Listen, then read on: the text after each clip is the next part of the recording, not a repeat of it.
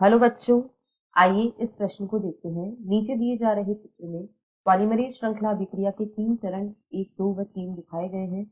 निम्नलिखित में से किसी विकल्प में एक चरण का निरूपण सही पहचाना गया है। विकल्प ए 2 लगभग 98 डिग्री सेंटीग्रेड के तापमान पर विकृतन, जिससे 2 डीएनए रज्जुक पृथक हो गए। विकल्प बी 1 लगभग 50 डिग्री सेल्सियस के तापमान का विकृतन।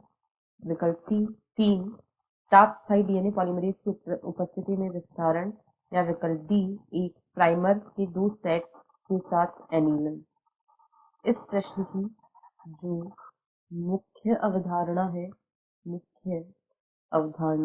वह है पीसीआर या पॉलीमरेज श्रृंखला अभिक्रिया, पॉलीमरेज चेन रिएक्शन। यह एक ऐसी अभिक्रिया है जिसका उपयोग वांछित डीएनए खंड के आवर्धन हेतु किया जाता है। इसका उपयोग वांछित डीएनए खंड के आवर्धन हेतु इसका प्रयोग वांछित डीएनए खंड के आवर्धन हेतु किया जाता है। पॉलीमरेज श्रृंखला अभिक्रिया को सन 1983 में कैरी मुलिस के द्वारा आविष्कार किया गया था। इसमें 3 पद शामिल होते हैं। पॉलीमरेज चेन रिएक्शन या पीसीआर में 3 चरण शामिल होते हैं, जिसमें से सबसे पहला चरण होता है विकृतीकरण। विकृतीकरण यह पहला चरण है जो द्विरज्जुक डीएनए को पृथक करने के लिए होता है। इसमें 94 डिग्री से 98 डिग्री सेल्सियस तापमान पर डीएनए द्विरज्जुक को पृथक किया जाता है तथा यह पीसीआर का प्रथम चरण होता है।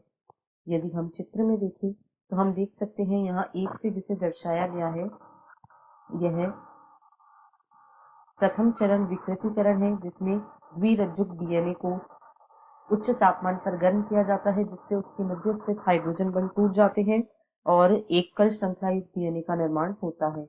यहाँ पर जो दूसरा चरण दर्शाया गया है वह एनीलिंग को दर्शाता है। यहाँ पर जो दूसरा चरण है वह एनीलिंग को दर्शाता है। एनीलिंग इसमें यहाँ पर प्राइमर और डीएनए टेम्पलेट की एकल किस्में पूरक भाग एक दूसरे से जोड़ते हैं। यहाँ पर प्राइमर लगभग 54 डिग्री सेंटीग्रेड तापमान पर यह अभिक्रिया होती है। यह लगभग 54 डिग्री सेंटीग्रेड तापमान पर होती है और यहाँ पर उचित प्राइमर का संकलन होता है। डीएनए एकल रज्जुक डीएनए से विशिष्ट प्राइमर जुड़ता है। विशिष्ट प्राइमर का संकरण यहाँ पर होता है। यहाँ पर विशिष्ट प्राइमर का संकरण एकल रज्जुक डीएनए के साथ होता है। और यदि तीसरे चरण की बात करें तो इसे विस्तार कहा जाता है। इसे विस्तार या एक्सटेंशन कहा जाता है। यह लगभग 72 डिग्री सेंटीग्रेड ताप पर होने वाली क्रिया है।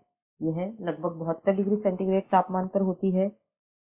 यहाँ पर एक ताप स्थायी डीएनए पॉलीमरेज का उपयोग करके किया जाता है। ताप स्थायी डीएनए पॉलीमरेज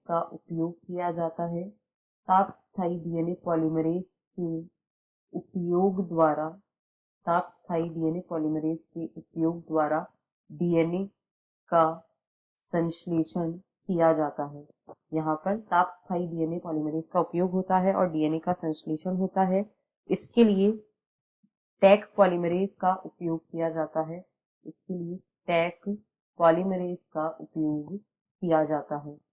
यदि हम चित्र में देखें तो यहाँ तीसरा चरण जो है यह विस्तार को दर्शाता है, जो कि ताप स्थायी या थर्मोस्टेबल डीएनए पॉलीमरेज की उपस्थिति में होता है। अब यदि विकल्पों को देखें तो विकल्प ए में कहा गया है 2 पर लगभग 98 डिग्री सेंटीग्रेड तापमान पर विकृतीकरण होता है, तो दूसरा चरण विकृतीकरण नहीं बल्कि एनीलिंग को प्रदर्शित करता है, यानी यह गलत है।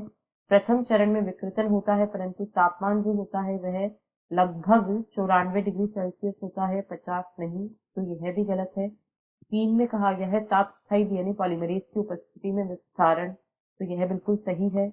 हमने अभी देखा तीसरा चरण जो था वह विस्तारण का था।